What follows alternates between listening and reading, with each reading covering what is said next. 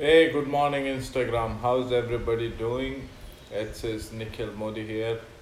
I have listed yesterday a political sort of review video on YouTube, and this morning it had 77 views. So, if you can imagine, 77 views on something about Jammu and Kashmir, and it was kind of interesting. It was just under 10 minutes. Um, well, for to continue what I was doing, we should go back to reading where we were, because reading is something which I feel helps in my own vocabulary, in my own speaking. So, what were we? We were reading by Sebastian Junger, The Tribe. What is the story of tribe? Now, the tribe, Sebastian is trying to tell us through his book how tribes, Indian tribes, which were in North America, were more happy than the migrants who created America, as the America we see today. Because he's trying to make a relationship between the tribal lifestyle and the Western civilized lifestyle, saying that civilized lifestyle does not guarantee happiness. I've got my cup of tea here, which keeps my throat nice and wet. Okay, so we are now on page number 382, and the chapter today is War Makes You an Animal. Like a lot of boys, I played war when I was young, and like a lot of men, I retained an intense and abiding curiosity about it. And like a lot of people, my family was deeply affected by war and probably wouldn't have existed without it. One of my mother's ancestors immigrated from Germany in order to fight in the American Revolution and was given a land grant in Ohio in return. His last name was Grimm. He was related to the great folklorist who recorded German fairy tales. So I think Sebastian is telling about his family who migrated from Europe. One of the Grimm's descendants married into another frontier family, the Carrolls, who were almost wiped out by Indians during a raid on their remote Pennsylvania homestead in 1781. Now, the Indians here are the Red Indians, the American Indians. The Carroll wife managed to hide in a cornfield with her 4-year old son James, while the Indians killed her two teenage sons and her dog. The husband was off in town that day. I am descended from James. That's Sebastian Junger. Yeah, you can make it out in his surname, Junger. Junger. Junger is a German surname. My father was half Jewish and grew up in Europe. He was 13 when his family fled the Spanish Civil War and settled in Paris, and 17 when they left Paris ahead of the German army and emigrated to the United States. He tried to sign up for military service but was turned down due to asthma. So he eventually helped the war effort by working on jet engines in Paterson, New Jersey.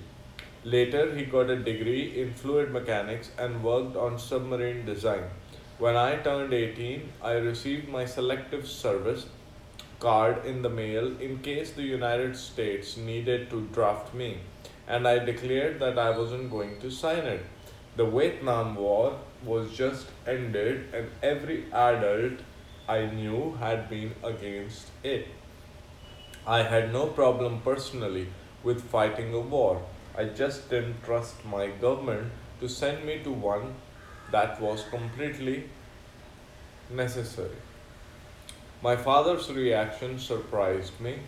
Vietnam made him vehemently anti war, so I expected him to applaud my decision, but instead he told me that American soldiers had saved the world from fascism during World War II and that thousands of Americans were buried in his homeland of France. You don't owe your country nothing.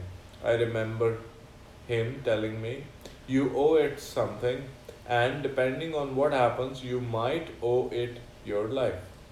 The way my father put it completely turned the issue around for me. Suddenly, the draft card wasn't so much an obligation as a chance to be part of something bigger than myself. And he had made it clear that if United States embarked on a war that I felt was wrong, I could always refuse to go. In his opinion, protesting an immoral war was just as honorable as fighting a moral one. Either way, he made it clear that my country needed help protecting the principles and ideals that I had benefited from my entire life.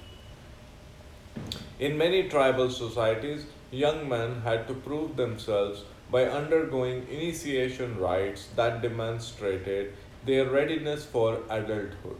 In some tribes, such as the Mara of northern Australia, the tests were so brutal that the initiates occasionally died. Those who refused or failed these tests weren't considered men and led their lives in a kind of gender twilight.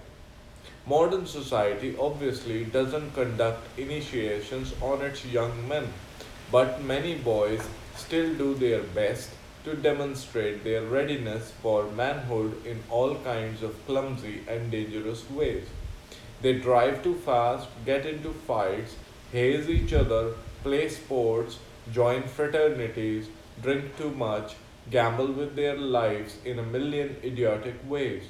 Girls generally don't take those kinds of risks, and as a result, boys in modern society die by violence and accidents at many times the rate that the girls do. These deaths can be thought of as one generation after another trying to run their own initiation rites because they live in a society that no longer does it for them.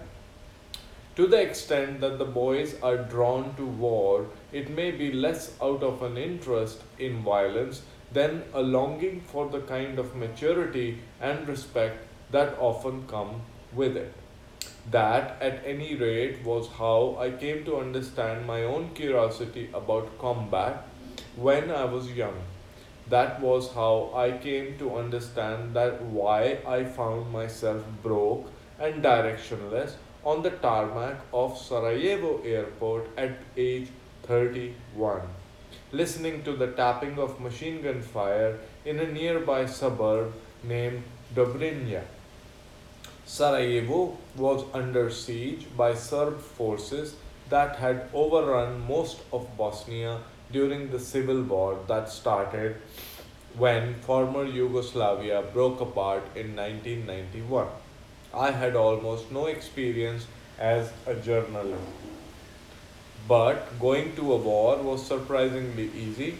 I flew to Vienna, took a train to Zagreb, and pulled into a station that had field guns lined up on flatbed carriages and soldiers standing around with long knives in their belts. It was a soft summer night and the atmosphere felt electric, exactly what I had been looking for since I was a teenager. I took the same backpack and I had out west a decade earlier, and in it I had put a block of field notebooks, a box of pens, a manual typewriter, and a change of clothes. I had heard there was no electricity in Sarajevo, so the typewriter would guarantee that I could always write and file assignments if I were lucky enough to get any. I also had a sleeping bag and a letter from a magazine editor whom I had convinced to vouch for me so that I could at least get a press pass when I arrived. I eventually got into Sarajevo on a UN relief flight from Italy. Sarajevo had once been a gorgeous Habsburg era city filled with cafes, art galleries, and theatres. But now it was sweltering in the July heat and permeated by the smell of burning garbage. Destroyed cars littered intersections where street battles had taken place. Almost every building was spattered with shrapnel. The bombed out Oslo Bodienje newspaper building oozed its guts out a lower floor as if someone had pulled a huge plug on the inside. People hired taxis to drive close to the front lines so they could talk by radio to friends on the other side, who were also in taxis.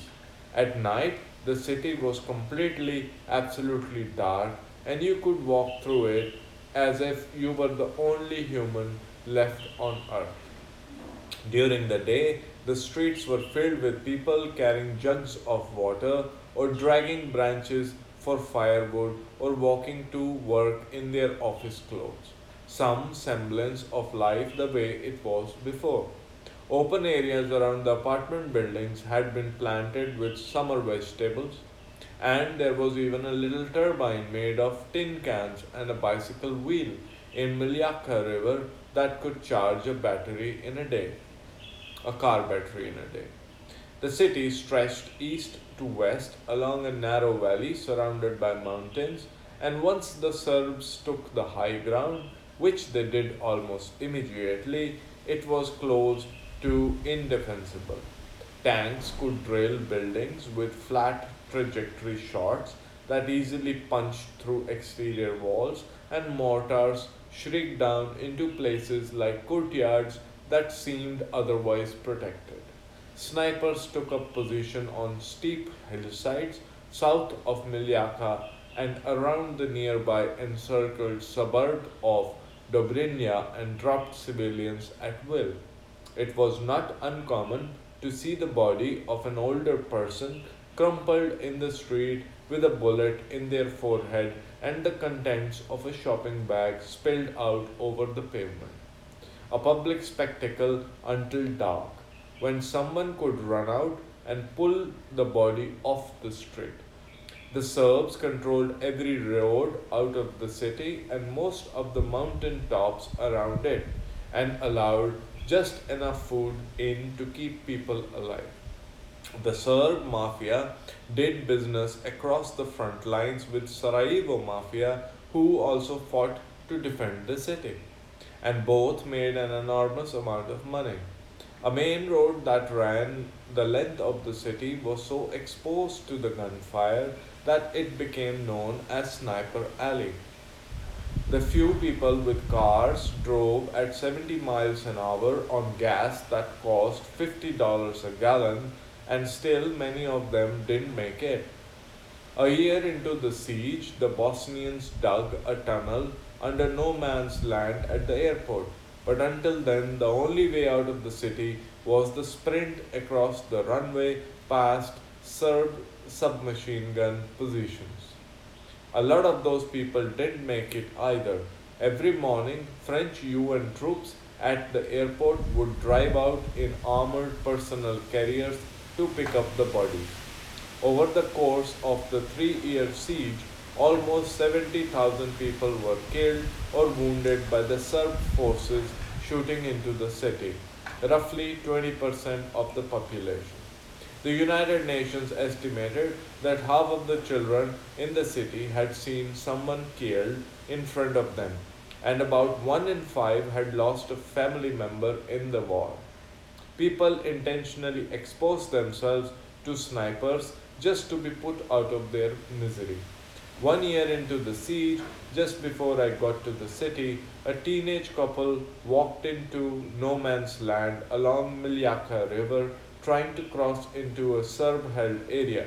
They were quickly gunned down, the young man falling first and the woman crawling over to him as she died.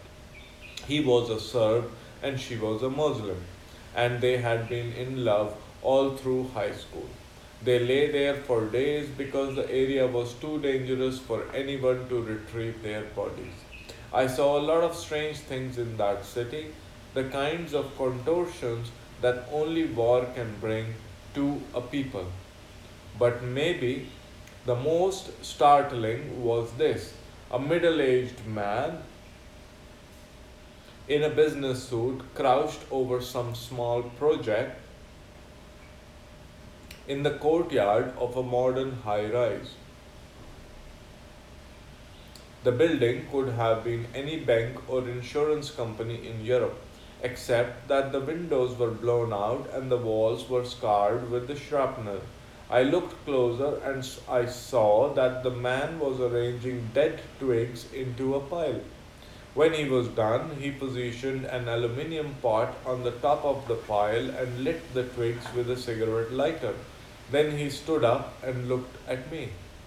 If there is an image of the apocalypse, I thought it might be a man in a business suit building a fire in the courtyard of an abandoned high rise.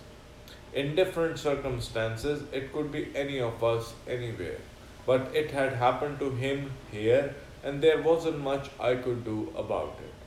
I nodded to him, and he nodded back, and then I left him in peace. The one thing that might be said for societal collapse is that for a while at least everyone is equal. In 1915, an earthquake killed 30,000 people in Avezzano, Italy, in less than a minute. The worst hit areas had a mortality rate of 96%. The rich were killed along with the poor, and virtually everyone who survived was immediately thrust into the most basic struggle for survival. They needed food, they needed water, they needed shelter, and they needed to rescue the living and bury the dead. In that sense, plate tectonics under the town of Avezzano managed to recreate the communal conditions of our evolutionary past quite well. An earthquake achieves what the law promises but does not in practice maintain. One of the survivors quote, the equality of all men. As Thomas Paine labored to articulate his goals for a free society, he could have easily taken his inspiration from earthquake survivors instead of from the American Indians. Communities that have been devastated by natural or man made disasters almost never lapse into chaos and disorder. If anything, they become more just, more egalitarian, and more deliberately fair to individuals. Despite erroneous news reports, New Orleans experienced a drop in crime rates after Hurricane Katrina, and much of the looting turned out to be people looking for food. The kinds of community oriented behaviors that typically occur after a natural disaster are exactly the virtues that Paine was hoping to promote in his revolutionary tracts. The question of societal breakdown in the face of a calamity suddenly became urgent in the run up to World War II, when the world powers were anticipating aerial bombardments deliberately calculated to cause mass hysteria in the cities. English authorities, for example, predicted that German attacks would produce 35,000 casualties a day in London alone. Total civilian casualties for the country were not even twice that. No one knew how a civilian population would react to that kind of trauma, but the Churchill government assumed for the worst. So poor was their opinion of the populace, particularly the working class people of East London, that emergency planners were reluctant to even build public bomb shelters because they worried people would move into them and simply never move out. Economic production would plummet, and the shelters themselves, it was feared, would become a breeding ground for political dissent and even communism. Nothing could have been further from the truth. we would really have all gone down onto the beaches with broken bottles. One woman remembered of public's determination to fight the Germans, to stop them. We would have done anything to stop the Germans. On September 7, 1940, German bombers started hitting London in earnest and did not let up until the following May. For 57 consecutive days, waves of German bombers flew over London and dropped thousands of tons of high explosives directly into residential areas, killing hundreds of people at a time. Throughout the Blitz, as it was known, many Londoners trudged to work in the morning, trudged across town to shelters or tube stations in the evening, and then again trudged back to work when it got light. Conduct was so good in the shelters that volunteers never even had to summon the police to maintain order. If anything, the crowd policed themselves according to unwritten rules that made life bearable for complete strangers jammed shoulder to shoulder on floors that were at times awash in urine. Well, I agree to what he is trying to say here. In the same conditions, when we go to places like Kedarnath, these pilgrimages, there isn't much of the police because it is a society. It's a psychological thing. We do not break the laws. We become really in tune with each other. We already know we are so intelligent. We know what is the best way to do. We walk in a straight line at every pilgrimage. We are standing in a queue. We do not break those queues, and everybody is cooperative to each other. So yeah, when you are at the edge of the comfort, you behave the best. The more comfort you are going to have, the less cooperative you will become. That's the meaning of this book, and I'm reading Tribe on Homecoming and Belonging by Sebastian Junger. 10,000 people had come together without ties of friendship or economics, with no plans at all as to what they meant to do. One man wrote about life in a massive concrete structure known as Tilbury Shelter. They found themselves literally overnight inhabitants of a vague twilight town of strangers. At first, there were no rules, rewards, or penalties, no hierarchy or command. Almost immediately, laws began to emerge, laws enforced not by police and wardens, who at first proved helpless in face of such multitudes, but by the shelters themselves. 8 million men, women, and children in Greater London endured the kind of aerial bombardment that even soldiers are rarely subjected to. Often the badly wounded were just given morphine and left to die in the rubble while rescue crews moved on to people they thought they could save. The tempo of the bombing was so intense, one woman recalled, that it sounded like an enormous marching band stomping around the city. Another recounted being flattened by an explosion and finding herself clutching the floor as if it were a cliff face and I had to hang on to. A food manufacturing plant named Hartley's was bombed and the dead were carried out covered in marmalade. A hat factory was hit and the dead were brought out bristling with the sewing needles. One underground shelter took a direct hit and 600 people were killed instantly. Another was hit by a bomb that severed a water main and more than 100 people died when their shelter flooded in minutes. On and on the horror went, people dying in their homes or neighborhoods while doing the most mundane things. Not only did these experiences fail to produce mass hysteria, they didn't even trigger much individual psychosis. Before the war, projections for psychiatric breakdown in England ran as high as 4 million people.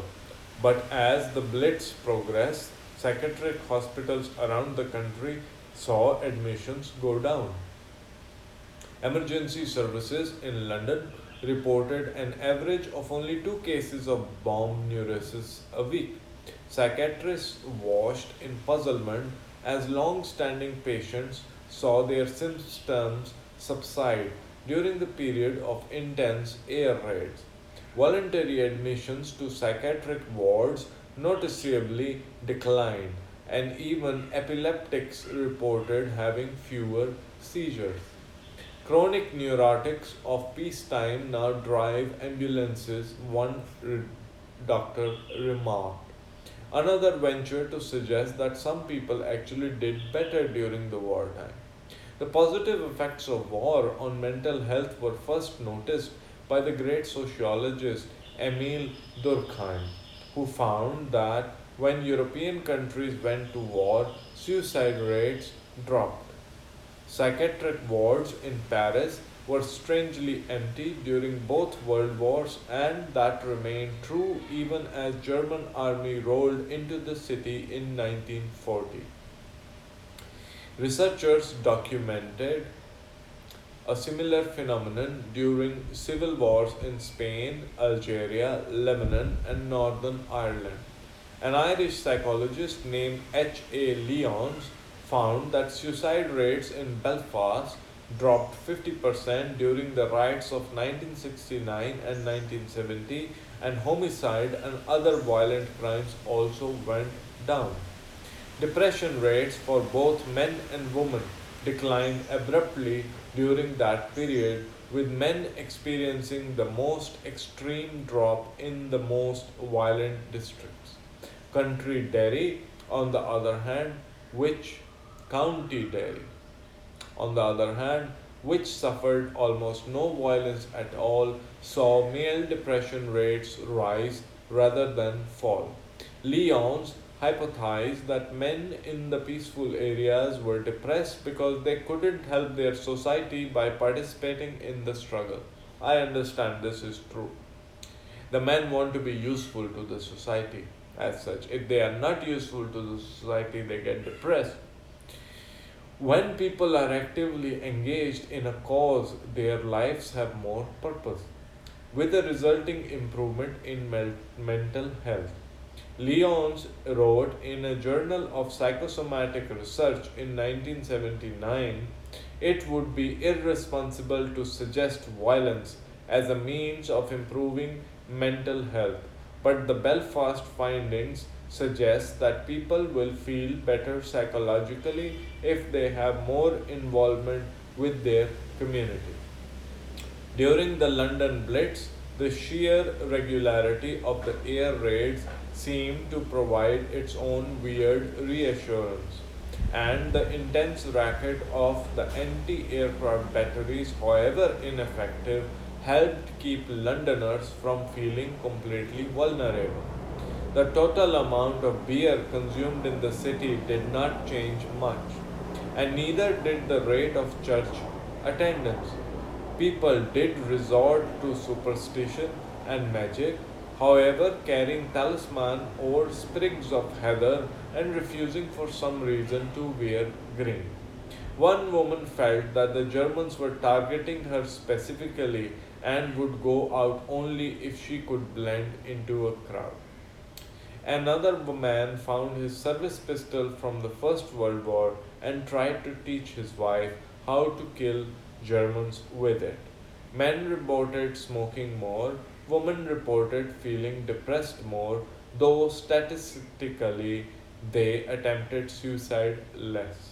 In March 1941, perhaps in an attempt to demystify the enemy, British authorities deposited a German Junkers 88 dive bomber in one of the most severely damaged neighborhoods of Plymouth. The plane sat there unlabeled, unguarded, and unexplained, while citizens wandered up to examine it and observers quietly took notes. The overwhelming effect was of mild pleasure, interest, and relief. One researcher noted of people's reaction when men were more interested in the material, engine, craftsmanship, all of which were elaborately praised. Women noticed especially the size. Some evidently thought of an enemy bomber as a remote thing, a specter in the sky.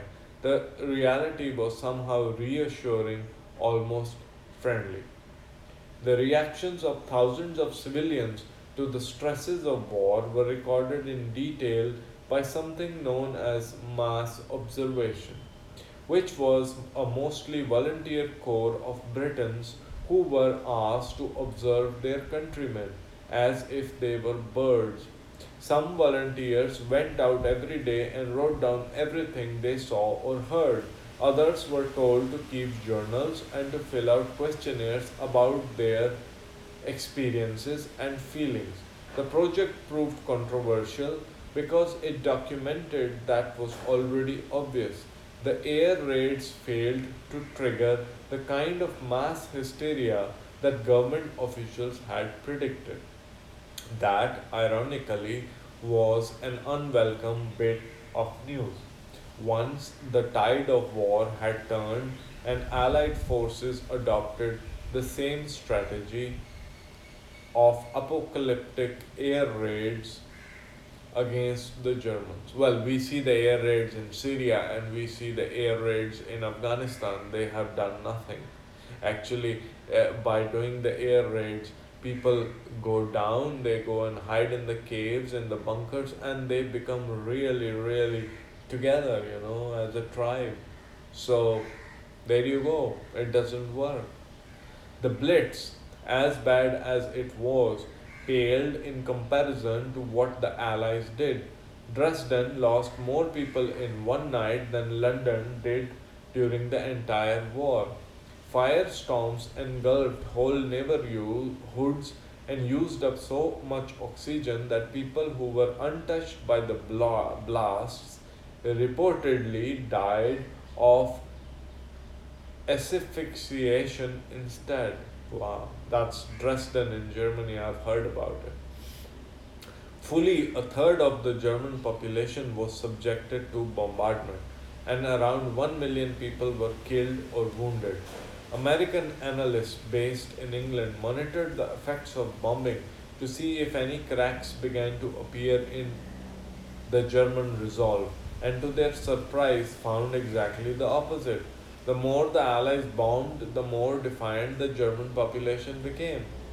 Industrial production actually rose in Germany during the war, and the cities with the highest morale were the ones like Dresden that were bombed the hardest.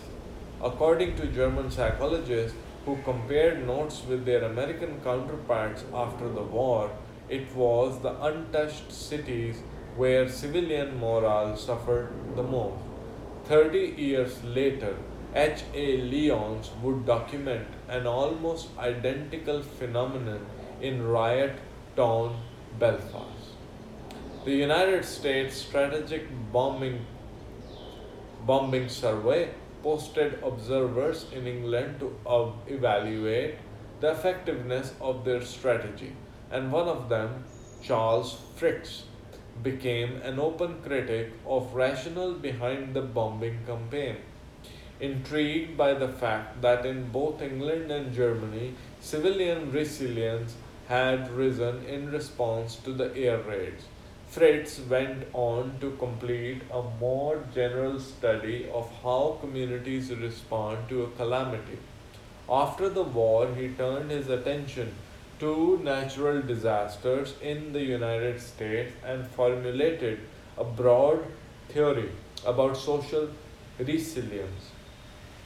He was unable to find a single instance where communities that had been hit by catastrophic events lapsed into sustained panic, much less anything approaching anarchy.